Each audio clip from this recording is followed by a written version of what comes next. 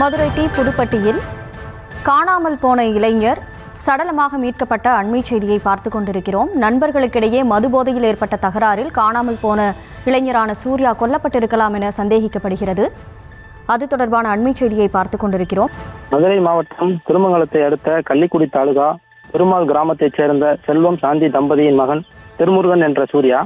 கட்டிட தொழிலாளியான சூர்யாவுக்கு திருமணமாகி 3 வயதில் ஒரு ஆண் குழந்தையும் பிறந்து 15 நாட்களே ஆன பச்சிளம் ஆண் குழந்தையும் உள்ளது.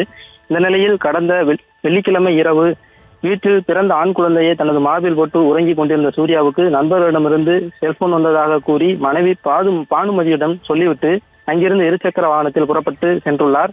வெளியில் சென்ற சூர்யா வெகு நேரமாகியும் வீடு திரும்பவில்லை. இந்த நிலையில் காலையில் சூர்யாவின் தாய் தந்தையிடம் இரவு வீட்டிலிருந்து சென்றவரை காணவில்லை என பானுமதி கூறியுள்ளார். இதனால் பல இடங்களில் தேடியுள்ளனர். சூர்யா பல நேரமாகியும் கிடைக்கவில்லை.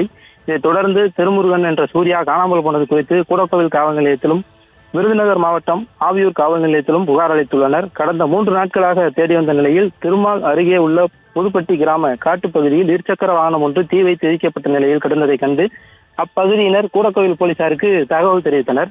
தகவலின் அடிப்படையில் வந்த போலீசார் புகார் அளித்த சூர்யாவின் பெற்றோரை அழைத்து இருசக்கர வாகனத்தை காண்பித்த போது அது சூர்யாவின் இருசக்கர வாகனம் தான் என்பது தெரிய வந்தது. இதனைத் தொடர்ந்து அப்பகுதி முழுவதும் போலீசார் மற்றும் உறவினர்கள் தேடிய நிலையில் இருசக்கர வாகனம் எரிக்கப்பட்ட இடத்திலிருந்து சுமார் 1 கிலோமீட்டர் தொலைவில் உள்ள பாலைநின்ற கிடைத்துக்குள் அழுகிய நிலையில் ஆண் உடல் கிடைப்பது கண்டறியப்பட்டது.